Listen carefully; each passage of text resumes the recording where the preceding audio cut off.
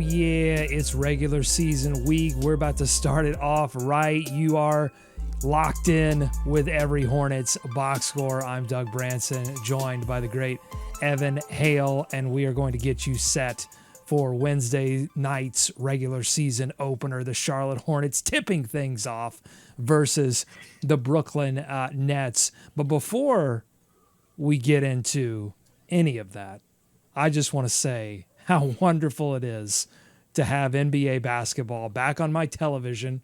I'm taping here at 9:14 Eastern time, having basketball back on NBC, hearing the music, seeing the laser peacock. The pregame show, they're figuring it out. I'm going to give them all the grace in the world. NBA Showtime, it's back. It's beautiful, Evan. I loved hearing the music. I loved seeing the player intros. I have mixed feelings about seeing Michael Jordan, but we just don't even get into that right now because we just want to celebrate basketball. For real. I've been humming the NBC like all day. So producer Katie was sitting on the couch as I watched just the intro, and she said, "Wait a minute, isn't this what it normally is?" I go, "What are you talking about?" And she said, "Isn't this like TNT? Isn't this like the TNT?" And I said, "No, this is NBA on NBC. This is the '90s. Come alive again, making me feel young again. What are you talking about?" And she starts to play the inside the NBA intro. And she says, "No, this sounds the same to me." I said, "Get out." It's like get out of here. Get out of here.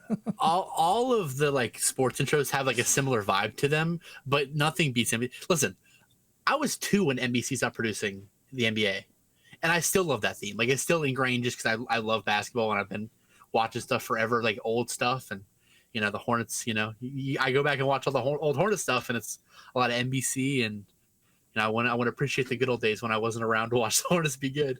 Yeah. Oh man, I know. That's what it brings. Well, see, it brings up 2 things for me. And I joked with my daughter. I said, "That's Michael Jordan. He ruined my basketball team twice." Because he ruined them in the 90s by beating them mercilessly in the playoffs, and then set them back a few decades as owner. But anyway, I said we wouldn't get into that, Evan. I said we wouldn't get into that because this is all positive vibes on this show. We're going to talk top Hornets offseason storylines to kind of get us ready for that Brooklyn game. I want to get your thoughts on the Brooklyn game as you're set to be in the arena. I just want to announce that Evan Hale going to be on the ground reporting on the Charlotte Hornets this season, starting with tip-off. Congrats to you, sir. Look forward to the pictures on the Every Hornets Box Score Twitter account. What's the @? Are we at Hornets Box Score? At Hornets yeah, Box I think Score, I tried to get Every Hornets Box Score, and I'll check it either wasn't available or it's too long or something. So I think it is at Hornets Box Score if you want to follow along on X and see Evan's great tweeting that's happening right now. So appreciate Evan for that. Let me shout out a few folks too who have jumped on to Every Hornets Box Score as subscribers. Want to shout out Sherm, who signed up for the year. Appreciate you, Sherm. I want to shout out Landon K, who became a monthly paid subscriber. The paid subscribers, look, if you subscribe for free, I love you because you are supporting this by reading it, and by just making this more noticeable on Substack and by being involved at all. I love you, and there's 816 of you now. It started with 1, and now there are 816 of you in just a little under 3 years. That's amazing. That's humbling. I really appreciate it. But a special shout out to the paid subscribers because you are, making this is a time commitment, and you have to, whatever you do, you have to justify the time commitment. And so you are helping to justify the immense amount of work that it takes to do this, to do the Locked On Hornets podcast.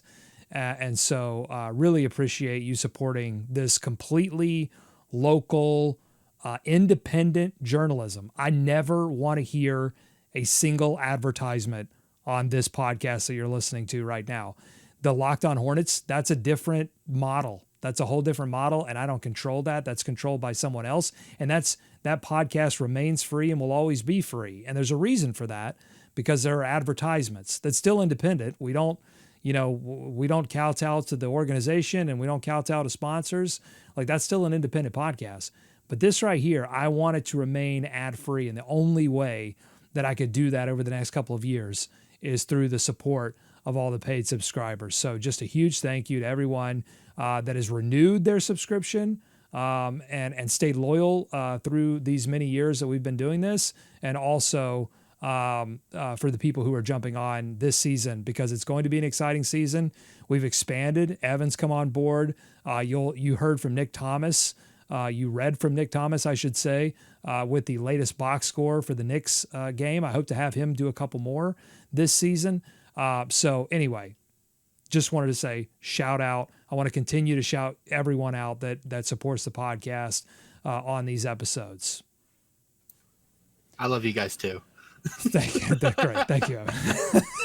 All right, let's talk top Hornets offseason storylines. And I've got the doc open here if you're watching this on YouTube or if you're watching it on video on the website. This is lo-fi. I'm rocking the UNC hoodie. I've got the Bill Belichick look going on. You've got the Hornets jersey on. This is lo-fi. I'm going to slowly build the tech stack up on this show like I did with Locked On Hornets. But right now we're going, what was it? There was a podcast that did this. It was Network on Twitter, and I forget his name. Is Jason Concepcion, I think, did this sort of where he like had the rundown on a doc, and they just went through their NBA show like that. I love that. So I got this popping off like that. So we're just going to keep it lo-fi, Evan. Let's rattle off some stuff, and then maybe we'll organize it as we go and kind of rank it. What are some top, when you think top Hornets offseason storylines, where does your head go? So my number one, I think it's number one by far for me personally, Summer League ring, dude. Winning the Summer League championship was such a big thing for the city, such a big thing for like Hornets, basketball. I have mine in all caps too. I have the whole thing in all caps on my doc I have here. I think that was huge. I think it was like you said, hey, let's do the top 10 stories. I put that up top, and then everything else had to go under that. I moved everything else around, but that didn't get moved. I think it was just such a big thing for the community. It's a big thing for Hornets fandom, for the sickos, because the sickos, we needed that, genuinely, we needed that. And the sickos responded, right? I mean, they sold out of T-shirts. I don't know. Well, they didn't have T-shirts for a long time, and then they did the pop-up shops, immediately sold out of everything. For some reason, they forgot the internet existed. I don't understand why there weren't $15 T-shirts for just as many people. I don't care if they lasted, 6 months. Just get some T-shirts out to people, and we'll turn it. If they had been cheap quality, we would have just attached them to our car antennas and used them as flags. We just wanted to be proud of what the Charlotte Hornets did. I'm still waiting on mine. Walker said he bought me one. I don't know if he lied or if he's holding on to it. Maybe he resold it because he saw it's like he probably saw the website Sneaker X or whatever, the sneaker website. Yeah. StockX. He probably sold it. Yeah, he probably sold it on StockX. Walker, if you're listening right now, I want my T-shirt. Walker and I have similar issues too with shirts. I'm also like a bigger guy too, but we're both tall. I'm like about 6'5", and I'm all torso. So when I'm getting shirts, like a 3X is too big and a 2X is too short. That's just about how it goes on me. Oh, you're in the middle. You're in the middle zone. So I'm kind of in that, like, I just have to go large, but large, like some people's large are different from other people's large. Sometimes I get a large, particularly from like stores, like mall stores or like online stores, even Old Navy. Sometimes they'll catch me with a large that ends up being a schmedium. And then I'll go to get a free t-shirt large. Free t-shirt large is always it's always one size up. Yeah. The one that I got at the Hornets preseason game in Charleston, I fit the extra large. No, I fit the large. I fit the large. It's right here. I can put it on right now. It fit me perfect. Like, it's crazy.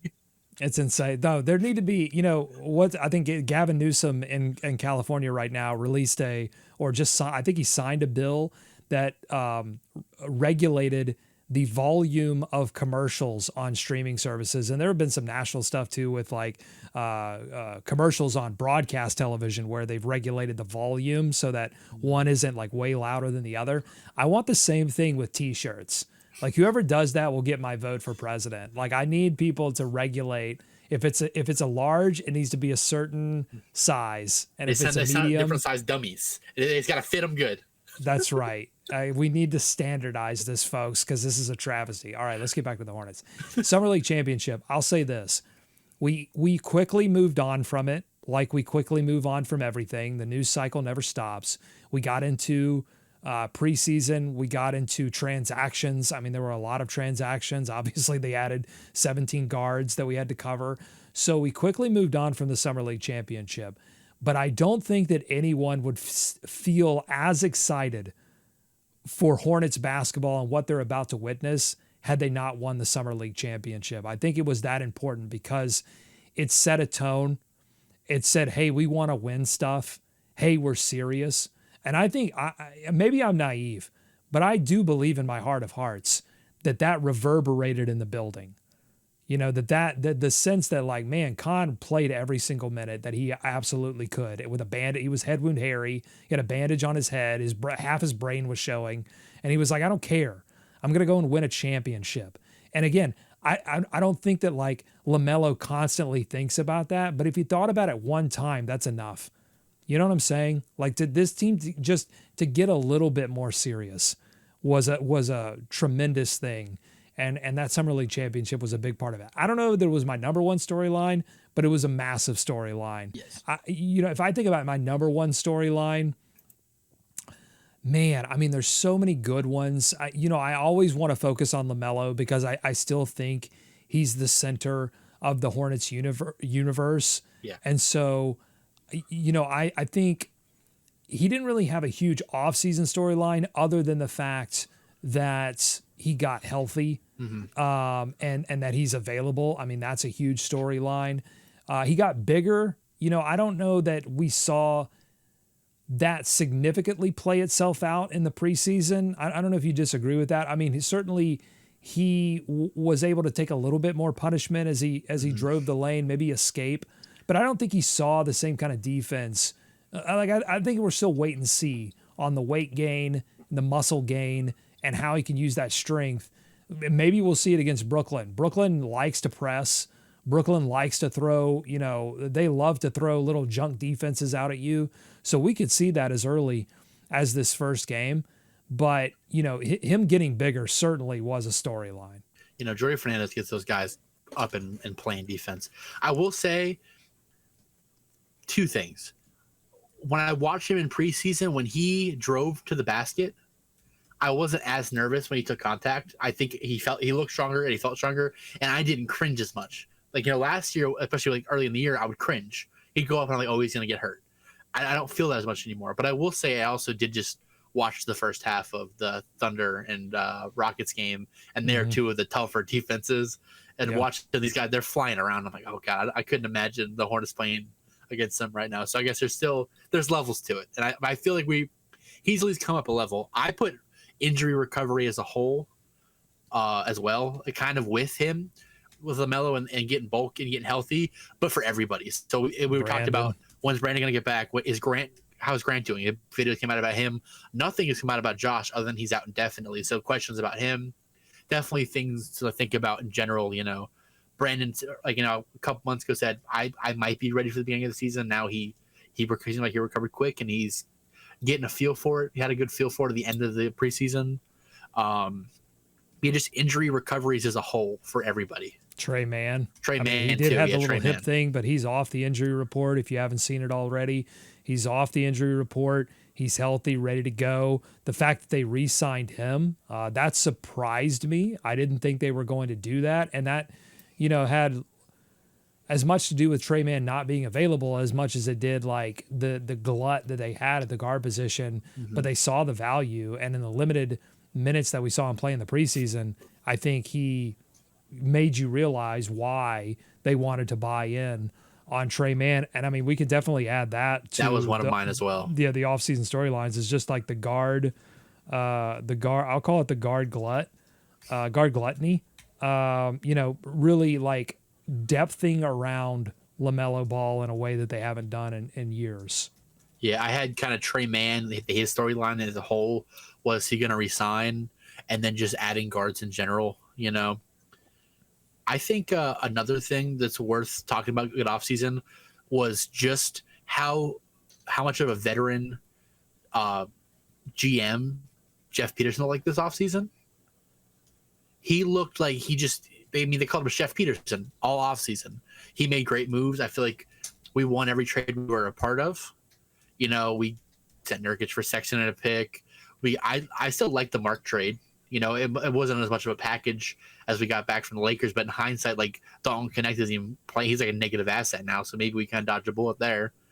Vasa for Connaughton in a second, and then it's crazy. And I think like people who are not Hornets fans would listen to what you just said there and go, none of those are big deals. That doesn't. But I just watched this pregame for OKC, and I watched them raise the banner, and I watched them wear the rings, and I'm looking at all of these players, and I'm thinking to myself, Sam Presti built this thing bottom to top with moves that started with moves like that and continue with moves like that, right? And so are we seeing with Jeff Peterson the sort of the pre-Presti? Are we seeing him grow into that? And I think so far, yes. And the question will be, and one of the top Hornets offseason storylines next offseason is going to be, what does Jeff Peterson ultimately do with the treasure chest, the war chest that he is building up? Is he just going to use it on draft picks, or is he going to use it to try to make a move for either veteran talent or young talent like an SGA that another team will move off of because they want to go out and get the Paul George. They want to go out and get the vet, and they need to move on from the player. Can the Hornets swing something like that? And some of the moves that Presti made during that OKC tenure didn't make a lot of sense to people until it did. And so there, we might go through that weird period of Hornets basketball where the moves don't quite make sense. But you have to hope that there's a plan. And I'll say that like the moves that he's made so far, the savviness of the moves that he's made so far, even though they've been on the smaller scale of NBA moves, that will give him, with the fan base, I think it will give him enough clout. If he does pull a move where you go, that doesn't really like totally make sense with this roster, to give him the space to say, okay, maybe there's something, maybe Chef Peterson is cooking something else, and we've just got to wait to see how this dish comes out, of the kitchen. So no, I think that's a great one. I'll throw a couple of player ones in that we can discuss. I'm going to go, and this was a more recent one, honestly. This is right in at the buzzer. Miles Bridges, weight loss, and locked in. Like, he has looked like a different basketball player. I would say he looks more like the player that was set to get a huge extension from the Charlotte Hornets. Yeah. And both like physically and just like his 3-point shot going in. But he just looks, he does look thinner. He looks locked in. He's playing freer. He's playing less ISO basketball. We went through the numbers on Locked On Hornets. Like, he's really not playing any ISO basketball. It's all been catch and shoot in the preseason. We'll see if that continues in the regular season. There's no reason for it not to. But as long as this team stays healthy, Miles Bridges can be a big part of the success that they have this season. And then the other guy I'll throw in is Con Knipple. Con Knipple, what is Walker's whole line has been Con Knipple, the kid is all right. I think that's the storyline. Without like, I was making Larry Bird comparisons in Summer League when they were winning the championship. Like, obviously that was summer is for feelings. Preseason is for reason. And so bringing it back to reason, it's like, obviously he's not Larry Bird right now, but the kid is all right. Yeah, no, definitely. I've been Miles Bridges. I mean, I've been a big proprietor and like Miles Bridges, good basketball player. Maybe not one on my team. I've been kind of in that train of thought. I watched this he looked like an animal this preseason. Like, I don't know how else to describe it. Like, he looked like a totally different basketball player, even from when he was at his best. I think this is the best basketball he's been playing his entire career. And I'm like watching. I'm like, man, he's going to contribute to winning. I think it's partially because of another storyline that I had on here that might kind of just fall under a lot of these. Is that the team stayed together this offseason? Everyone stayed in Charlotte this offseason. I think that they all work together. They, the guys on the roster trust each other. They saw the work everyone else put in, and I think when you do that and you see that, you believe in the guys and you trust them when you're on the floor together, and it creates a more fluid, more trustworthy offense. And that's why his ISO numbers aren't as high. I think he's more comfortable passing to everybody else. I think everybody else, he knows the work they've put in and he understands that. He's got me excited for his future with the Hornets. Yeah, let me say one thing on Miles, and then I want to get to your team stay together, because I think there's an interesting angle there with Miles. I think he's playing, and this is difficult unless you watch a player over and over and over a lot to really understand that there's just like a microscopic level of hesitation in a player that can fundamentally change how they play the game of basketball. And I think he had that a lot last season. I don't know if it was the weight. I don't know if physically he didn't feel there. I don't know if he felt the burden of having to carry the team after, Brandon goes down and then LaMelo goes down, and, shifting roles for him.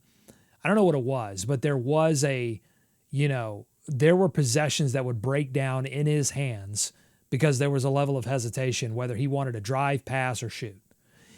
I haven't seen that this preseason. I've seen a player that knows exactly what he wants to do when he gets the ball in his hands. And that has meant a fundamental shift in how successful he's been offensively in the preseason. And he's been a ferocious rebounder as well. So, yeah, I mean, he looks like a changed player. He's on the record as saying his body has changed, and it's obviously for the better. To your team stayed together point, I don't know if you remember this, but there were a couple of off seasons ago, we made a big deal about how the whole team got together in Miami with Terry Rozier. And it was like, oh yeah, the teams, they're getting together, the young guys, and you got the vets, and it's going to make a meaningful difference. And it didn't, it didn't make that big of a difference in how the team performed. And I wonder if the difference in that and this is that it seems like it's a yes and in terms of both the organization demanding from the top, hey, we've got to be more professional, we need to be here sooner, and then the players going, yeah, I'm tired of losing, so I'll listen. The players, because it's got to, you can't have the front office saying, making these players, they make too much money. You cannot, no front office is going to be able to have that kind of command. It has to be a push-pull. I don't think before, and I think it's a respect thing too, right? I think like Jeff Peterson and Charles Lee have a different respect level with, and a way to communicate with these players that Mitch Kupchak, Michael Jordan was absent, but Mitch Kupchak and maybe some of the other front office figures did not have those same relationships. And so when you can't have that kind of influence from the front office, I just think it's different. And I think there's been a level of organization and professionalism that has defined this offseason that has been very different from offseason. And you see it in Indy, you see it in OKC, you see the same kind of stuff where everybody shows up for everybody. Everybody's together. I mean, even in the post-game press conferences when it's OKC, guys like being around one another, but also it just seems like from an organizational standpoint, that's the edict, that's the mandate, and everybody understands that. And so I think that's why teams stayed together is different this season than it has been in years past. Yeah, I 100% agree. I've been watching a lot of stuff about NBA as a whole as the season's approached, and you see them talk about it's kind of parity right now, and teams they come off the championship and they have a little bit of a championship hangover, but the Thunder teams look pretty locked in. I feel like all the off seasons previously, the Hornets just treated it like they just won a championship, like they had the championship hangover without any success. They weren't locked in. They took their time getting back, and this year you're seeing that kind of locked in that you need to win basketball games. I also think it's freaking hilarious. I forgot about them all going to Miami. Terror's year in Miami just is worse basketball. We all know this. We've seen it on tape. Appreciate the first rounders so far. Yeah, well, and I think like Mitch Kupchak, I would say this. I'm certain about this with Steve Clifford. I'm less certain about this with Mitch Kupchak, but I would speculate that what I'm about to say goes for Mitch Kupchak too. Because of the eras that each of those guys respectively came up in, I think they assumed that players would be hungry. They assumed that players would be professional. They assumed that players would have a desire to win just like automatically, like off gate. And I don't know that that was the case for everyone. I think there are certain players, and then I just kind of gave them credit, and then I'm going to take away a little from Mitch Kupchak because it's like you drafted these guys. you should have some idea of like how to manage the players that you bring in and understanding like what do they need. But some of these guys needed to be motivated, and I'll say too, I think some of these guys needed to lose tremendously and go through a lot of difficulties, whether it be injury or whatever. I mean, you've seen how much it's taken LaMelo to go through to be like, all right, fine, I'll wear ankle braces or I'll do something or I'll strengthen.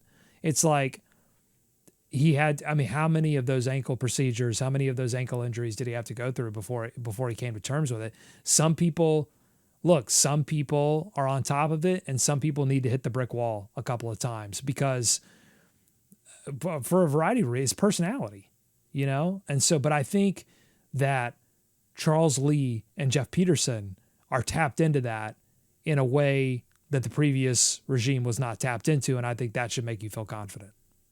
Yeah, no, I think it's who they focus on, who they want to put in the locker room. It's, they want guys like Colin Sexton. They want guys like, Con Knippel. You want these guys who compete. They talk about this all the time. They want guys, even Tijon, they talk about how his work ethic and how hard he works. That's not something that the previous regime did. Maybe it's because Michael Jordan was in charge and he was just a psychopath and that's how he worked. He's like, well, everybody's gonna work like this in the NBA. And that's maybe where it came from top down that way. Is the complete opposite. They're, maybe passing on guys who have a little bit more, the physicals and the maybe potential, like with Ace Bailey. We could put the draft on there too, the whole 4th overall pick. To kind of like, segue there. But I think they are taking the guys who they know are gonna put the work in, who, are gonna want to win, gonna want to compete.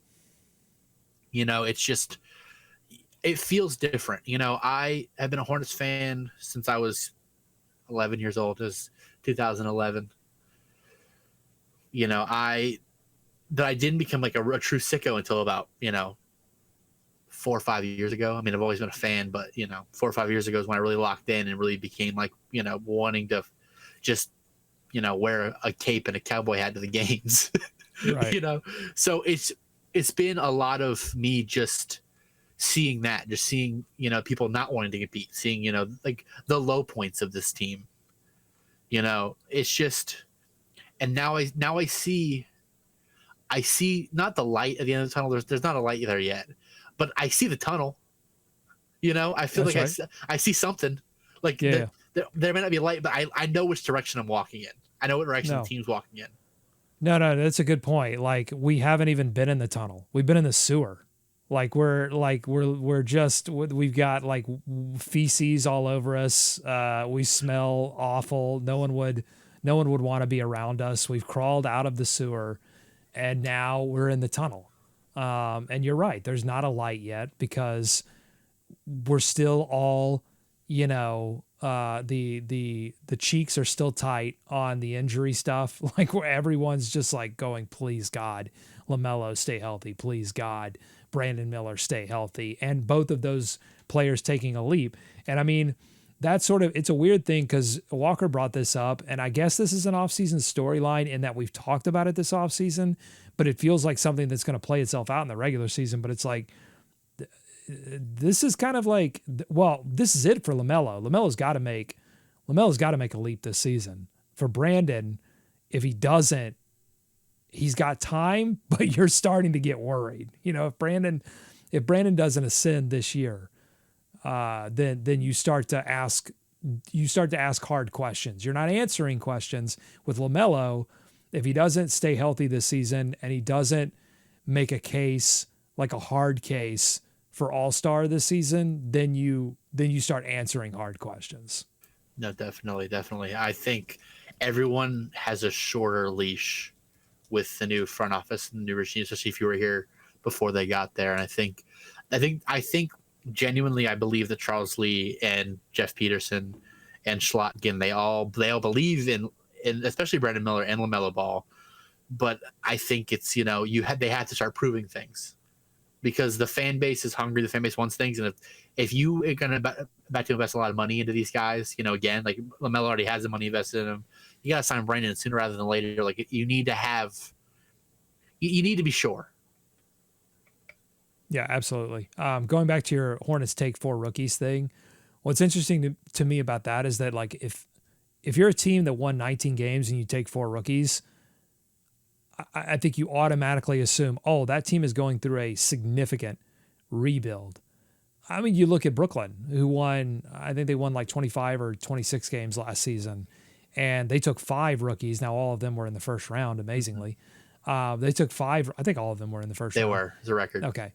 So you do that, and you go, okay, you mentioned Jordy Fernandez at the top of the show. Maybe we just use this as a transition into our Brooklyn preview. But Jordy Fernandez got that team, a bad Brooklyn team on paper, got them to play way above their weight class defensively. And the organization says, Jordy, appreciate you, but we were too good.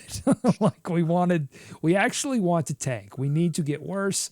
And so we are going to, great job. We're going to make it significantly harder now. Okay, thank you. And so, now they have Cam Thomas, they've got Michael Porter. So it's like they've got fake talent. And then they've got all of these rookies and none of it makes sense. The roster doesn't make sense. It's super confusing.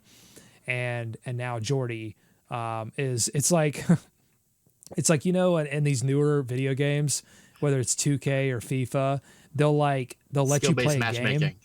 Yeah, well, they'll let you play a game or two, and it's like, wait a minute, am I a superstar at this game? Should I be playing professionally? And it's like, no. And then it ups the difficulty, and then it just starts smashing your face into the gravel. And you're like, oh yeah, that's right. No, I'm not a professional gamer. The game was just adjusting to me. That's what the Nets organization is doing to Jordy Fernandez. They're like, oh, you were too good, so now we're going to up the difficulty level on you, Jordy. So that's a team that's rebuilding. But the Hornets, they take 4 rookies. But if you look at the rookies that they took, Khan, 1 year, but he plays veteran basketball, right? I mean, the decision making, the IQ is way similar to Brandon Miller. Is like, Brandon Miller spent 1 year in college, but he was like a 3rd-year college player, really. Same with Concanipple. And then Ryan Kalkbrenner, older, Sion James, older. And then Liam McNeely, a little bit of the same thing. Like, he plays with a little bit more attitude, but he plays an old school game.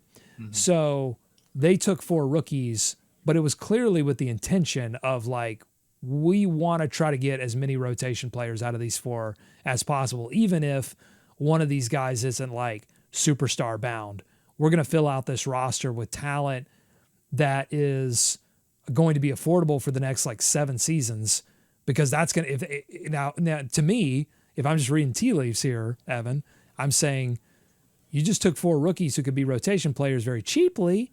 That is something that an organization would want to do if they have a huge war chest and want to take like 5 picks and go and bring in like $50 or $60 million in salary on one player. Mm-hmm. Like, that is something you'd kind of need to do under the current CBA. Okay, I might be dreaming. That seems like something that could happen. I never want to wake up if I'm dreaming. Honestly, that's a dream. But no, that plays right back to Jeff Peterson, like you can see they're taking the blueprints and the lack thereof of some other places and learning from them. So a lot of what the Thunder are doing, a lot of what the Suns did, they're not doing. They're not, they're not making crazy moves. They're being patient. They're understanding. They're thinking. And that's something that, you think would be obvious if you're on a basketball team, but when the Hornets kind of, falls apart, But I think I said, like we've been saying, I see a vision, and the four rookies, they're all guys that I really see being heavy parts of this team in the next couple of years. Sion James, he's a guy that I see, you know, shades of Lou Dort. He's not as good as Lou Dort yet. I don't know if he ever will be, but I see shades of that kind of guy. And he's a guy who I watched a lot of his highlights at Tulane because he was more of a number one guy there. Mm-hmm. He can play a role so well like he did at Duke, but when he's that guy, he can also give you some buckets too. I think he led the league, he led the American at least in points per game, I think, and maybe field goal percentage. I forget, he led. It was definitely like points. I think he led his conference in scoring. At the American, that's a good basketball conference. I see all these guys and I see the visions in all of them, and I see that they want to win and the way that they play games, and it gets me excited.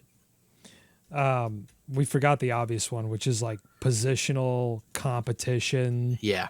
I'll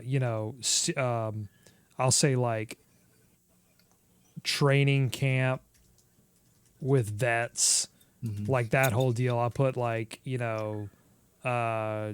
shooting guard, center, Kalkbrenner, Musa, and Sexton, Khan. I'll throw Trey in there too because he got to start. I think he got to start in the preseason. So like that's a huge one and one that we've like talked about so much, and now we're about to see the fruits of that. We're going to see that actually play itself out with who starts. But again, I said this on Locked On Hornets, like whatever you see come down on the starting sheet for this game against Brooklyn, when it comes to the shooting guard or the off guard and the center position, I would just say like, don't read too much into it. Like I just think that Charles Lee is going to use the first like 5 to 10 games as, and this is not just Charles Lee, like almost every team in the NBA uses the first 5 to 10 games as an extended preseason. As like, we're obviously going to take it more serious. We got to win games. So it's not like preseason in that way, but it is in terms of like trying to find the playing groups. It's what Clifford would always talking about. I got to find my playing groups. I got to find if I play these 3 guys together at this section of the game, that means winning. And if I play these 3 guys at this other section of the game, that means losing. There's still going to be some of that figuring out in the first couple of games. So I'm not going to read too much in to who gets that starting nod as I think Charles Lee still has some questions to answer as it regards this rotation. So let's shift into doing a little bit of previewing for not only tonight's game, it'll be tonight's game when everybody watches this, but I don't want to make this too dated too quickly. So, if you have Brooklyn thoughts, go ahead and reel them off. But really just like the first couple of games, what are you looking for from the Charlotte Hornets? I'm just looking to see not paper thin defense. I want to see them, get up and play some defense. I'm not expecting, lockdown or anything. I'm not putting those expectations on this team. I have to be realistic, even if I am a sicko. I have to be realistic. I just want to see competent defense, effort on defense. Doesn't got to be good. It's just got to be effort. I want you to try. And I want to see the offense flow like I know that it can. Like we've seen against teams like, I know Memphis was, not fully healthy, but like how they flowed against Memphis. That's what we talked about. We talked about wanting to see the offense. Like we knew we could when we first talked about the first preseason games, and we've now seen what they're capable of. I just want to see effort. I want to see on both sides of the ball. I want to see LaMelo be aggressive. I want to see him, attack the basket. I want to see everybody attack the basket to create open opportunities on the outside or just get easy buckets. Yeah, to me, I want to see them individually play well on defense, even if the team itself is getting smoked. Because, like, what I mean by that is I want to see guys running back on defense in transition, and I want to see them fighting over screens. Okay? Like the individual stuff that's all just like me personally effort. Because what they're going to probably fail and fall on their face early in the season is going to be communicating on switches, everybody, getting to the spot early on help. Some of these things that are more upstairs, but what they can control is, do I have the heart and the hustle to get back in transition? Am I going to sacrifice my body, get a couple of hip checks to get over these, Dayron Sharp screens? We know Moose is going to do that. I'm really like, I think Colin has done that this preseason. It's really like LaMelo, Brandon. With Miles, it's always been more of a mental thing, getting beat backdoor and some things like that. I think, he's had some issues getting back in transition too. I just want to see the individual hustle from these players. And that would signal to me that, like, hey, they're probably still going to give up 120 points, but then I might start seeing the flicker of a light if they're doing that. And we saw a little bit of that in the preseason. I saw LaMelo Ball getting over screens that I was like, whoa, okay, that's not something I typically associate with LaMelo Ball. So, those are the kind of things that you like. I want to see the microscope stuff, because the macro stuff is probably going to be ugly. Like, again, I just think team defense wise, they're not, they don't have the personnel, both like in terms of size and also just sort of veteran defensive know-how to do some of the things that like the better Steve Clifford teams were doing on defense.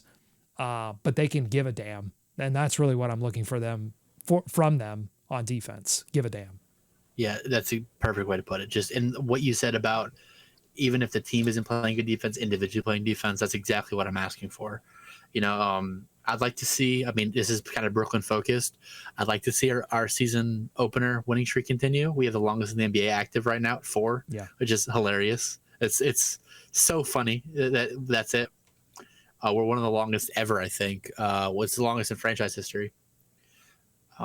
But I just want to, it's crazy. I didn't realize, but I remember they mentioned it after the last, I guess we beat Houston at the year last year. I remember they mentioned, I'm like, oh, I think I want to see that continue, but I don't know. I want to see everybody stay healthy. I think that's the obvious one.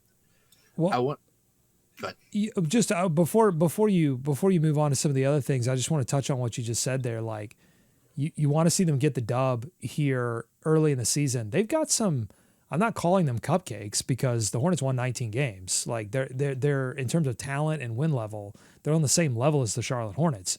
But and the Hornets are still a young team. When you're a young team, well, they're young by, actual gameplay experience. When you're that, the tendency is always to play up to the level of your competition. So it's like, oh man, they gave the Boston Celtics a run for their money, and then they got blown out by the Washington Wizards. They got trounced by the Washington Wizards 4 times last season. So like, is that going to be the same thing? Or have they, have these guys finally learned their lesson? Or will some of the Colin Sexton, Con Knipple, some of the newer guys rub off on them? Musa, can he continue to bring the level of competition up that says, hey, I don't care if we're playing the Brooklyn Nets. We are the Brooklyn Nets. I don't care if we're playing the Washington Wizards. We are the Washington Wizards. Let's beat these teams so that we no longer have to be associated with them. Exactly. I just want to see the team compete. At the end of the day, I just want to see them compete, and just win games. People forget what we were 7-10 to start the year last year. And before Trey and Grant got hurt, the team, I think the roster is better. Well, last year the roster is way better than it was this time last year. Agreed. And I think this team can really be something if they just can stay healthy and just not, the second the guys go down and the team, that flicker that you said, we lost it. That's when the defensive effort stopped. That's when everybody stopped caring, and you gave up the bad games. And if they can just get momentum, I just want to see some momentum. That's probably the best way to put it. I want to see momentum to start the season. I really like the first 10 games. There's a real possibility the Hornets could be 5-5 after the first 10 games. Maybe I think that would be a major win. Yeah, and I think that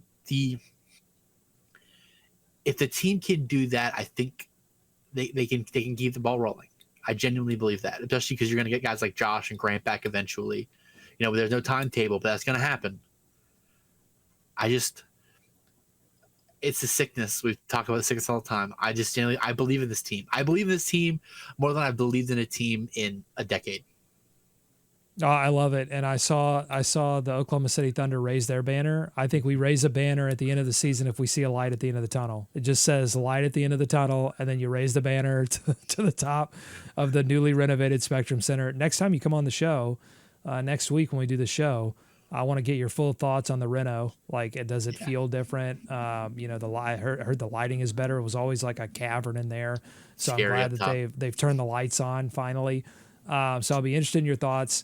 We'll obviously get your thoughts from in the arena on the opening night, and we'll have a couple of games to cover by then. So we're gonna wrap things up here. Thank you so much for watching, listening, subscribing, supporting, helping us to keep doing what we're doing here, which is providing weekly and every game analysis, game notes on every game. So the game notes have been, because this podcast, I'm keeping the podcast free. We might do some special podcast episodes, maybe around NBA Cup could be a good time. Might do some special podcast episodes for the paid subscribers, but the weekly edition of this podcast will remain free. But the game notes, which have been free through the summer league and the preseason, I've done that since I started this to give a free preview. Those are going behind the paywall. They do take a lot of time and effort, and so now usually I'll do and I'll keep doing this, like the sort of bullet points at the top that explain the win or loss. Those will go out on the email. You'll see those, but to kind of get our fine-tooth comb thoughts on actions and plays we liked, and just like the little stuff on defense and offense. Someone on the chat told me that they can't watch 82 games. They just can't. Like, life happens. They've got work, they've got kids, they've got stuff. And every Hornets box score for them, and this is a paid supporter, has been the perfect way to keep up with the team all 82, because you miss a game, you just read the rundown, and you feel like, without having to go back and spend 2 hours rewatching the game on League Pass or whatever, or FanDuel Sports Network, you get a good rundown and you can stay locked in. So it's my last sales pitch. I encourage you to support what we're doing here on every Hornets box score. And Evan, final word from you, and then we're gonna call it a show. I just appreciate this opportunity to be on the show. I tell Doug every time we talk that I appreciate him, but genuinely, like, this is so cool. And you guys subscribing and watching, it just allows us to do this, and I appreciate it, because I said I got media credentials for the Hornets, which I didn't think would ever happen. This is coming out of this year, and you guys and Doug is just a big part of that. And I really just appreciate Doug, and appreciate everybody watching and subscribing and in the chats. I've been talking to all the people that, these other sickos that I always would like lurk in these chats before, but I never talked to them. And now I'm, involved, and I'm doing all this, and I'm just so appreciative right now. Like, I'm just feeling really blessed, and I just appreciate everybody. All right. That's a great way to end things. For Evan, I'm Doug, saying go Hornets, go America. Let's swarm Charlotte. Let's get it. Hornets opening night.